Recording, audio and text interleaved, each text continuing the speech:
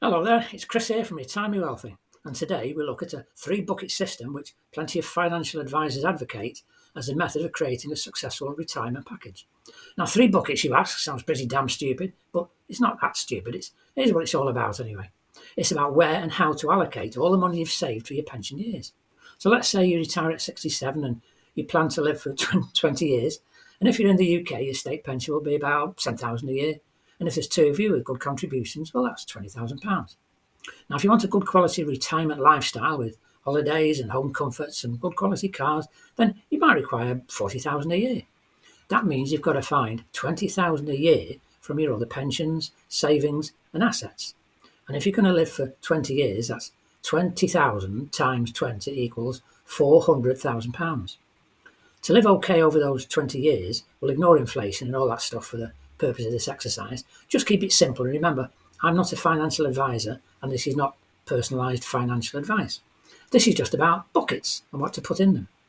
So the idea of your buckets is to allocate your reserves and savings into separate areas to use your money to the best advantage and to make it last rather than just bursting it in the first few years. What you don't want to do is run out of money as you get older and the little grey cells are starting to run out of steam. So if we have a shortfall of money for that whole 20-year period, then we have to try and invest what we have as best we can for maximum return. But at the same time, having cash available for short-term use. So bucket one is all about our short-term needs and putting money by for rainy days and emergencies in the first few years of retirement. And we put our monthly pensions in this bucket because suddenly the working week is no more and our pay packet has gone. So at the point you retire, bucket one is the piggy bank for living expenses for a year, 2 years, or whatever you decide. You can't tie this money up in any savings plan or investments with long fixed terms because this money must be readily available when needed. So on to bucket two, and this covers your intermediate expenses and medium-term goals. And we're looking here at managing your third, fourth and fifth years. You save what you can in bucket two, which goes into slightly longer term investments and fixed terms bonds and ISAs, and you can get the money out if you need it, but really you want to leave it alone and let it grow. And so onto bucket three, and this is where you place your main retirement nest egg, if you have one, in long-term investments ready for those later years. And over time, if you could get £400,000 into this bucket and invest it at 5%, and we don't really know how future interest rates will pan out, but if you could invest this at 5%, then you could squeeze £20,000 per annum out in interest without touching your 400,000.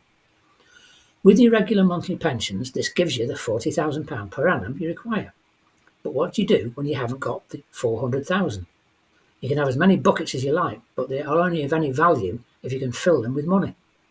Now, if you work beyond retirement age in some capacity, say a part-time job, it'll take a lot of hours to put that kind of money away, and the hourly rate is not usually too high, which is why I would advocate generating some income from the internet. Income from this source is not subject to hourly rates or working for someone else. What could you do to generate this income? Stock market? Well, risky, but lucrative if you get it right. I'll be producing a video sometime soon where I'll give you my take on the stock market and cryptocurrency and sports trading. All opportunities to generate extra income for those prepared to dive in and take it seriously. Or could you run a YouTube channel? A lot of people make a lot of money off YouTube. If you have knowledge of any subjects, with a little guidance, you could soon become a YouTube influencer.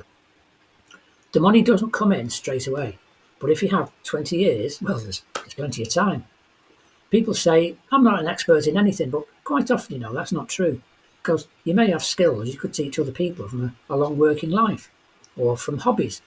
Have you been on holiday a lot? You could start a travel video channel about the places you've been, and will be going to in the future. Now you've got more time on your hands when you retire. So there's a link in the comments below for my retirement plan report, where it includes my recommendation for starting an online business. But whatever route you take, if you're short of funding for your retirement buckets and retirement is looming in the not too distant future, you need to address this situation now, and the quicker the better. And if you do like the concepts of using buckets to allocate your existing assets, then start now. Seek professional guidance on how to manage your assets in retirement. There may be tax implications, including inheritance tax. This is on property and other things you own, so don't delay. Protect your assets for the benefit of your loved ones. It's worth a small investment to get some wealth advice, and be prepared to carry out regular maintenance work on your buckets as well, because life doesn't stand still. If you're flush, stick some more in the long-term bucket and get some more interest. Keep watching inflation and the interest rate and its impact on your retirement planning. And also keep an eye on any changes in social security rules and other government benefits that might come into play. Because it's a tough business, retirement.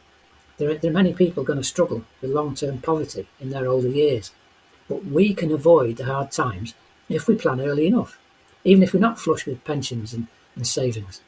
So please subscribe to my channel and check out some of my other videos, and a subscribe and a like and a nice comment would be appreciated. And may your buckets always be full to the brim. I'll see you next time. Bye-bye.